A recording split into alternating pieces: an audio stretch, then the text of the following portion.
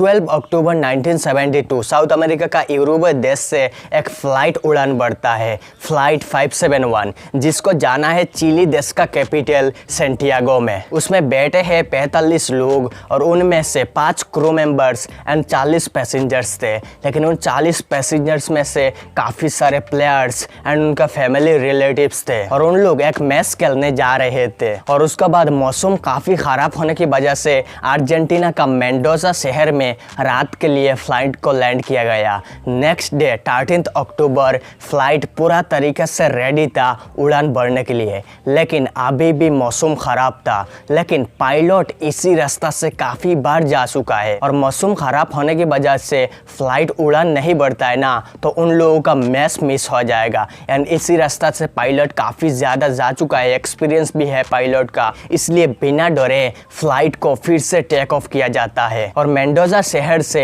Santiago जाने में 1 घंटा का टाइम लगता है, लेकिन बीच में आ जाता है एंडीज़ का पहाड़। एंडीज़ का पहाड़ जो कि हिमालय का बाद पूरी दुनिया का सबसे ऊंचा पहाड़ है और फ्लाइट आ जाता है एंडीज़ का पहाड़ में। और उसके बाद फ्लाइट धीरे धीरे एंडीज़ का पहाड़ को पार कर रहा था और पायलट को लगा है सेंटियागो की आसपास पहुंच चुका है, लेकिन अभी तक एंडीज़ का पहाड़ में ही फ्लाइट है। और इसलिए फ्लाइट को थोड़ा सा पायलट नीचे लेकर आता है और नीचे लेकर आने के बाद फ्लाइट ऊपर नीचे हिलने लगता है। उसका बाद फ्लाइट का अलार्म काफ़ी तेजी से बजने लगता है और उस टाइम में कोई नहीं कह सकता है आखिर फ्लाइट में हो क्या रहा है। और फ्लाइट पहाड़ का काफ़ी नज़दीक आ चुका है और उसके बाद फ्लाइट का चारों तरफ बादल आके फ्लाइट को पूरी तरीके से घेर लेता है। और उसका बाद फ्लाइट बादल से निकल जाता है और बादल से निकलते ही पायलट देखता है उसका सामने काफ़ी बड़ा एक पहाड़ है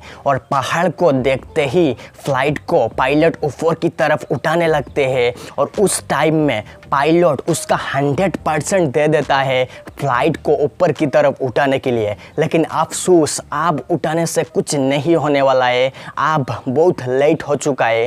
काश उस काम पायलट थोड़ा टाइम पहले करता। और ऊपर उठने की टाइम फ्लाइट का पीछे का हिस्सा पहाड़ से जाके टकराता है और पीछे में कुछ लोग बैठे हुए थे, लिटरली उन लोग हवा में उड़ जाते हैं। और उसका बाद फ्लाइट और नीचे गिरने लगता है, 150 किलोमीटर पर आवर का स्पीड से नीचे गिरता है। और उसका बाद फाइनली नीचे गिरते ही और एक टकराव होता है और फ्लाइट का दोनों पायलट का साथ ही साथ मृत्यु हो जाता है। फ्लाइट में 45 लोग थे, लेकिन 45 में से अभी भी 33 लोग जिंदा है। आप चौंक गए हो ना सुनकर, लेकिन यहाँ पर एंड नहीं होता है गाइज। मैं आपको बताना चाहता हूँ अब जस्ट शुरुआत हुआ है। बाद में उन 33 लोगों के साथ आखिर हुआ क्या, उन लोगों के साथ क्या हुआ है, आप भी जानना चाहते हो तो आज की इस वीडियो एंड तक देखना। काफ़ी इंटरेस्टिंग वीडियो होगा, इसलिए रिक्वेस्ट है एंड तक देखना। फ्लाइट क्रैश का 1 घंटा बाद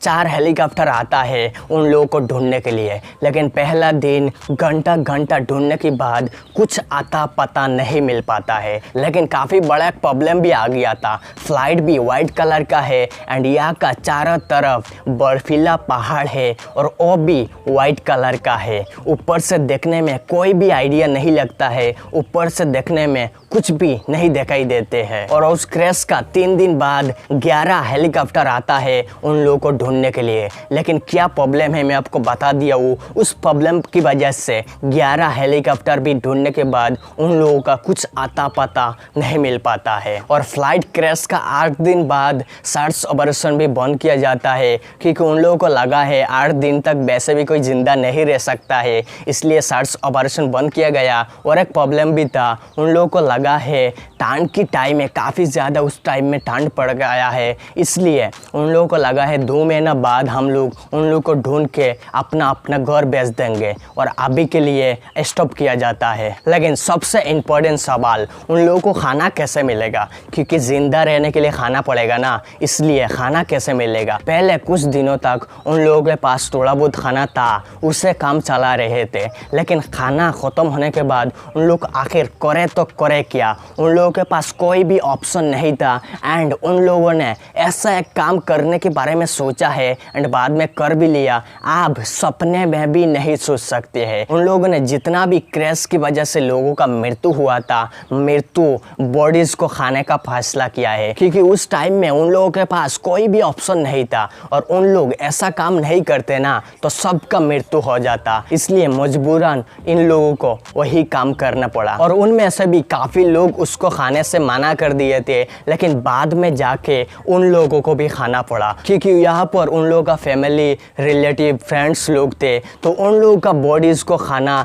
गाइस लिटरली इम्पॉसिबल था उन लोगों के लिए। और उसका बाद और एक रात बर्फ का पहाड़ आके और 8 लोगों का मृत्यु हो जाता है। और उसका बाद 3 लोगों ने सोचा है यहाँ पर हम लोग ऐसे ही रहते हैं ना तो सबका मृत्यु हो जाएगा, हम लोगों को मरना ही है तो आखिरी दम तक कोशिश करके मरेंगे। और उसका बाद 3 लोग मदद ढूंढने के लिए तैयार हो गए थे। उन 3 लोगों को थोड़ा सा अच्छा कपड़ा दिया गया, उसका बाद खाने का सामान भी साथ में दिया गया और क्रैश का 33 डेज बाद फाइनली उन लोग चल पड़ते हैं मदद ढूंढने के लिए पैदल। और उसका बाद उन लोग जाते हैं जहाँ पर फ्लाइट क्रैश हुआ और यहाँ पर एक टुमा पड़ा हुआ था, यहाँ पर जाते हैं। जाने के बाद उन लोगों को कुछ दवाइयाँ मिल गया, उसका बाद कुछ खाने का सामान भी मिल गया था यहाँ पर। उसका बाद उन लोगों का यहाँ पर 20 किलो का एक बैट्टी भी मिल गया था, लेकिन उस बैट्टी से कुछ नहीं हुआ। और 59 डेज बाद और एक बर्फ का तूफान आके और 3 लोगों का मृत्यु हो जाता है। अब सिर्फ का सिर्फ 16 लोग बचे हुए हैं। और उसका बाद उन 3 लोगों के साथ और एक प्रॉब्लम भी हो गया था।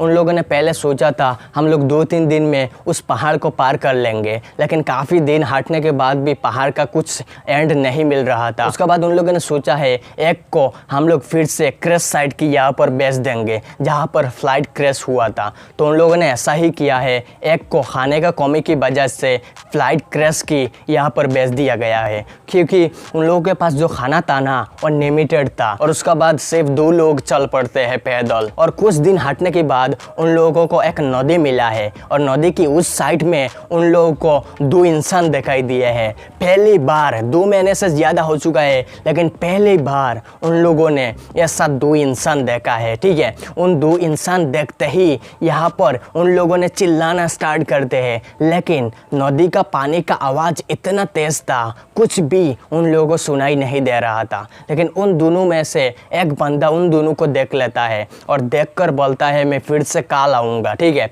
और सच में वो फिर से कल आता है और आने के बाद वो पेंसिल एंड पेपर लेकर आता है एंड पत्थर से अटैच करके उस तरफ फेंकता है। और उन लोग उनका जितना भी प्रॉब्लम अभी तक हुए हैं ना सब कुछ लिख लेते हैं यहाँ पर। और उस बंदा गोड़ा से जाता है आर्मी कमांड से कांटेक्ट करने के लिए और सच में वो आर्मी कमांड से कांटेक्ट करते हैं और उन लोग चिली देश को कांटेक्ट करके चिली देश से 3 हेलीकॉप्टर आता है उन लोगों को रेस्क्यू करने के लिए। और उन लोगों को उन दोनों लोगों की वजह से लोकेशन भी मिल गया है और इस क्रैश से 16 लोग फाइनली बच पाते हैं। पूरी दुनिया चौंक जाता है क्योंकि 2 महीने से ज़्यादा हो चुका है, अभी तक 16 लोग बचे हुए थे एंड इस क्रैश की खबर सुनकर पूरी दुनिया सच में चौंक हो जाता है और फाइनली 16 लोग सच में बच पाते हैं। तो गाइज वो था फ्लाइट 571 की स्टोरी। तो इस वीडियो आपको कैसा लगा मेरे को नीचे कमेंट सेक्शन में ज़रूर बताना। और भी आप ऐसे ही इंटरेस्टिंग इन्फॉर्मेटिव वीडियो देखना चाहते हो